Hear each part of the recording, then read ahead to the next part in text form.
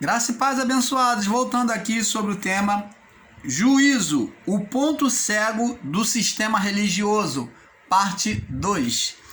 Então, abençoado, como nós estamos falando, Isaías capítulo 61, fala sobre o dia da vingança do nosso Deus. Fala sobre o ano aceitável do Senhor. Diz assim, Isaías 61, verso 2, diz assim: e apregoar o ano aceitável do Senhor e o dia da vingança do nosso Deus, e a consolar os tristes. Então, tá vendo aqui? E apregar o ano de arrependimento, de se aceitar o Senhor, mas também anunciar o dia da vingança do nosso Deus. Então preste atenção, aqui está falando do juízo que já aconteceu. Vamos lá em Mateus capítulo 5, verso 6. Mateus 5,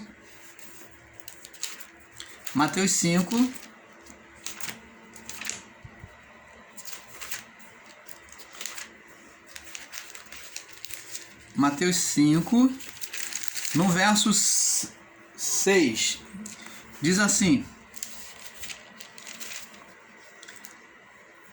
bem-aventurados os mansos, porque eles herdarão a terra. Então Jesus já estava anunciando sobre a herança do reino. Os mansos herdariam a terra.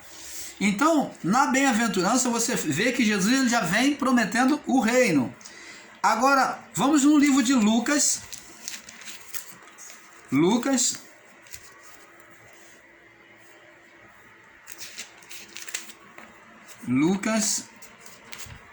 no capítulo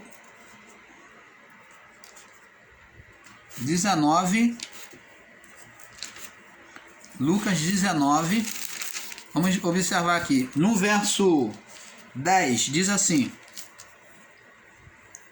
porque o Filho do Homem veio buscar e salvar o que havia perdido.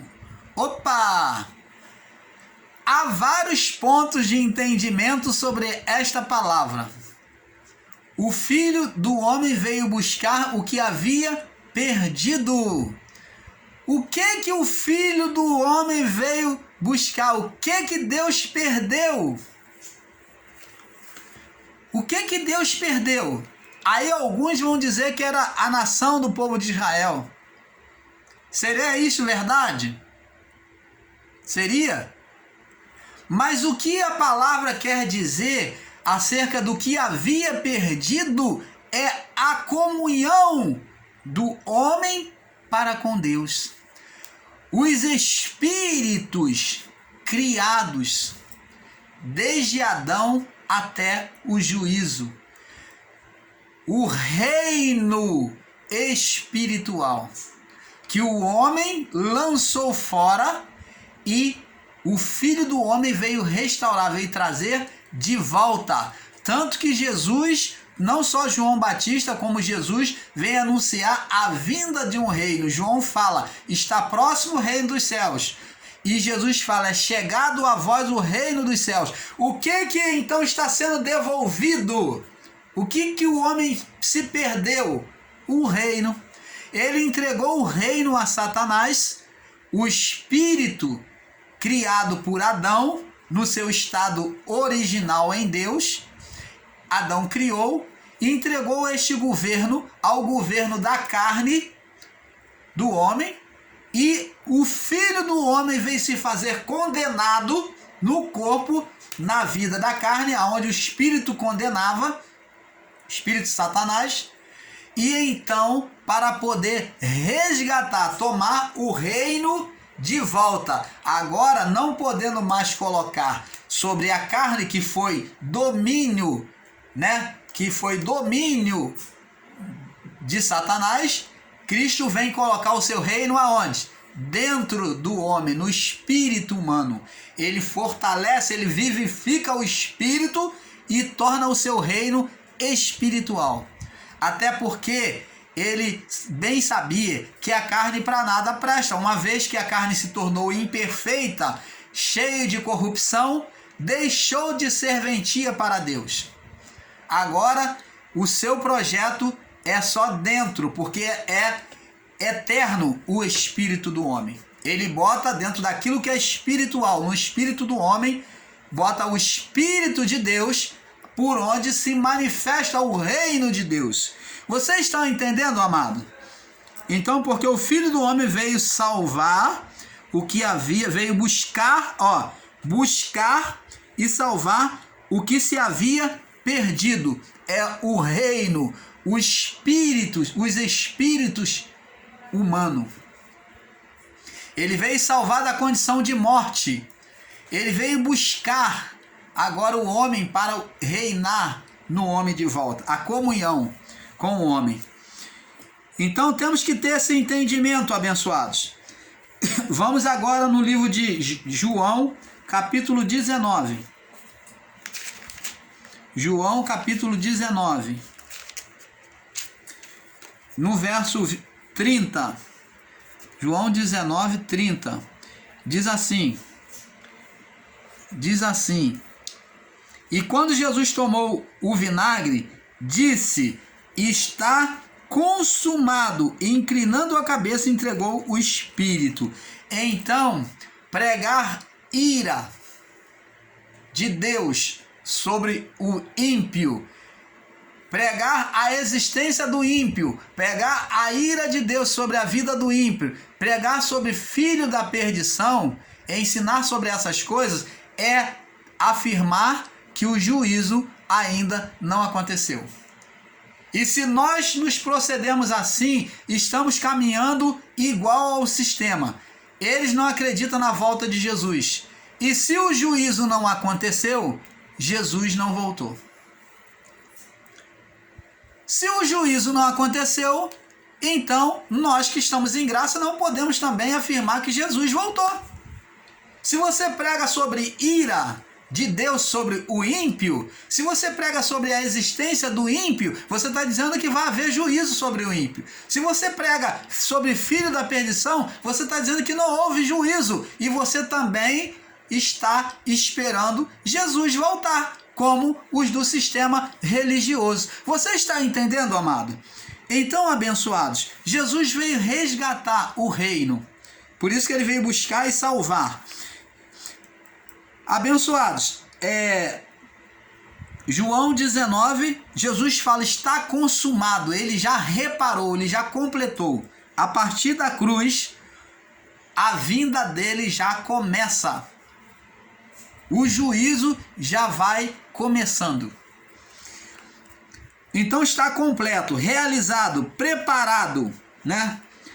Negar que a ira foi retirada do homem, da criação, é dizer que o juízo não aconteceu. Você negar a existência do ímpio é dizer que o juízo não aconteceu. Você pregar sobre a existência do ímpio é dizer que o juízo não aconteceu. Você pregar sobre a existência de filho de perdição é dizer que o juízo não aconteceu. Outra coisa é declarar o fato das escolhas que tem sido mal interpretado por muitos de nós em graça, dizendo que Deus escolheu uns para ser ímpios. Deus não faz acepção de pessoas. O que é acepção? Escolha. Está escrito no livro de Atos, né? Paulo diz também: sempre foi a escolha dos homens aceitar ou não obedecer a Deus. O que esses ensinadores em graça não compreendem é que quando a palavra se refere ao ímpio como escolhido para o dia do mal, não quer dizer que Deus fez bem me quer ou mal me quer, escolheu. E sim que Deus determinou na sua presciência que aqueles que não aceitariam a palavra seriam considerados transgressor, ímpio, e eles sofreriam o juízo, o mal. Provérbio 4:16, né, que diz que Deus preparou o ímpio para o juízo. Judas não se incluiu como ímpio. E Deus não o fez assim, pois Jesus usou o mesmo método, só que ele era o mesmo método para todos os discípulos. Quando Jesus escolheu os discípulos, amados, o que queremos dizer aqui, que quando Jesus escolheu os discípulos, ele usou o mesmo método de escolha para todos, sem acepção, quando ele escolheu os 12. Agora, por que então ele chega depois, já no finalzinho, quando ele está prestes a subir a cruz, quando está prestes a ser entregue à cruz, por que que ele começa a anunciar e diz: não vos escolhi os 12, um de vós há de me trair, é o traidor? Porque ele estava anunciando para que Judas soubesse que ele era onisciente, que ele estava sabendo de tudo, que ele não seria pego de surpresa. Ali, Jesus demonstra a sua onisciência sendo manifesta nele, para que Judas soubesse que ele sabia da trama, de que Deus não é pego de surpresa. Ele sabia, porque essa palavra havia sido profetizada desde o início, lá que a serpente iria abocanhar o calcanhar do descendente da mulher, mas que também o descendente da mulher iria esmagar a cabeça da serpente. E se ele era o descendente da mulher, que nasceu de mulher, e ele iria esmagar a cabeça, acabar com o reino de Satanás, que é acabar, destruir o reino de Satanás, então ele também sabia que haveria um que iria trair. E ele, nos procedimentos, nas atitudes de Judas, de ver Judas roubando, de saber que Judas estava roubando, que ele na sua onisciência sabia, então ele identificou Judas como traidor. Ele falou: um de vós de me trair. E na ceia dele, lá no partir do pão, ele, na hora que ele parte o pão e o vinho, e ele molha, ele falou: aquele que eu der o bocado molhado, esse há de me trair. Mais uma vez ele mostra agora, nitidamente para Judas, que ele está totalmente consciente de que Judas estava tramando a entrega dele. E ele fala: Judas, vai lá e faz, se apressa e vai e faz o que tem que fazer. E nesse momento em que Judas recebe essa palavra, o mal que usava Judas, que era Satanás, que operava na carne de Judas, ele então se apossou totalmente de Judas, e Judas correu e entregou Jesus. Só que a partir do momento que Jesus foi entregue, que Judas foi usado por Satanás, a partir daí, em que Satanás se retira de Judas, ele, quando cai em consciência, ele sente remorsos e se enforca, se suicida. Você está entendendo, amado? Você vê que o Judas, ele foi usado pelo espírito de Satanás? Então nós vemos nitidamente que ele foi usado pelo espírito de Satanás, movendo a sua carne, os seus desejos, a cobiça, a duvidar de quem era Jesus, porque Judas também, ele teve dois sentimentos. Ele era corrupto, né? Ele era corrupto. Ele duvidou de quem era Jesus realmente. Então ele fez aquilo para que Jesus se mostrasse como o entendimento errôneo, literal, como muitos no passado tiveram, hoje muitos em graça estão tendo, de pegar a mão da espada e matar, porque falava de um governo em que o Messias iria tomar a mão na espada, mas a espada era a espada da boca, era a palavra de Deus. Ele iria com a espada da sua boca ferir os seus inimigos.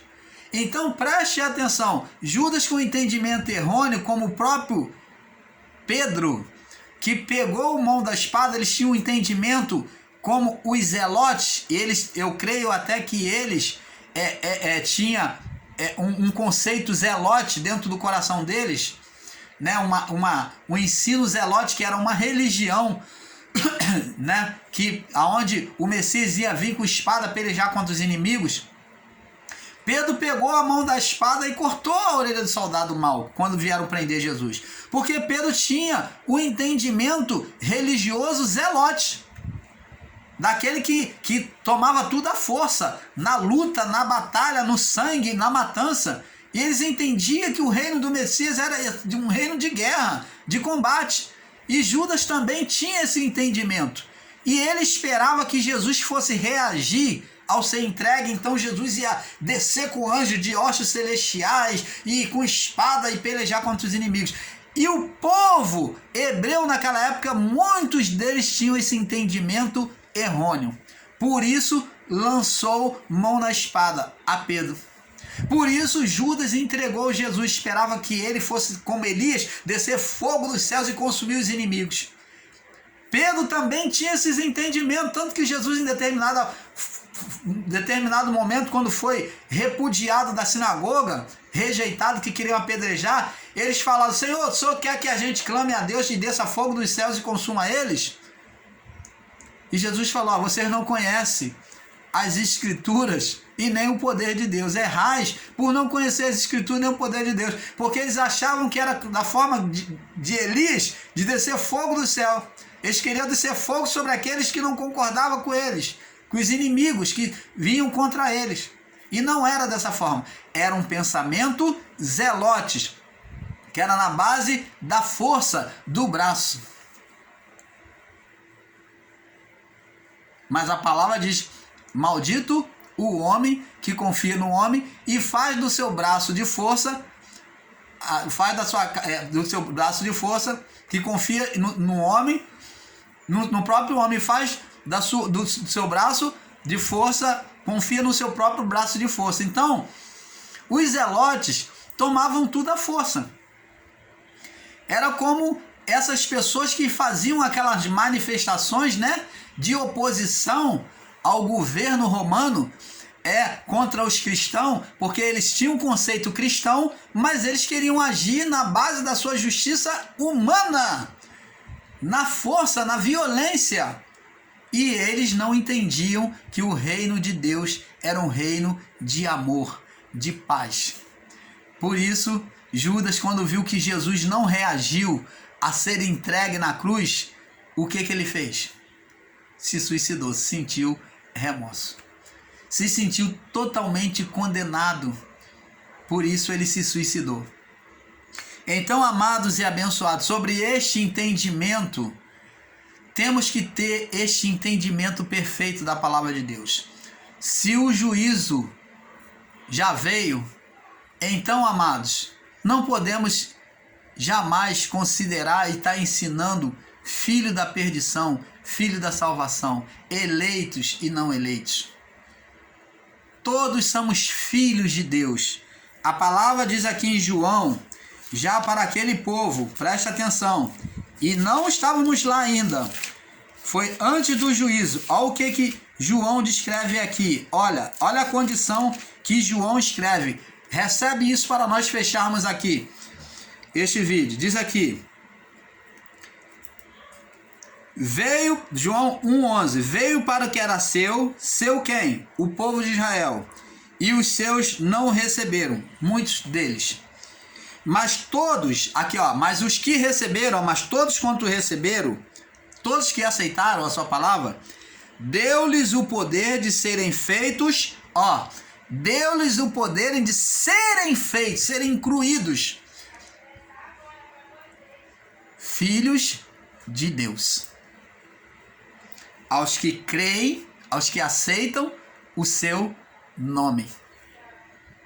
Se eles, naquela época, foram elegidos, marcados pelo Espírito Santo, que receberam a palavra, que aceitaram e foram salvos, foram recebidos como filhos de Deus, e nós? Que nós somos? Se já não existe mais juízo, somos filhos de Deus, sem juízo, sem sofrer juízo. Então, amados, tenha este perfeito entendimento. Fique na paz, porque como o irmão Paulo diz, é um pouco aqui, um pouco ali. E vamos cada vez mais entrando dentro da verdade do nosso Pai, nos aprofundando. Fique na paz. Excelente dia a todos vocês.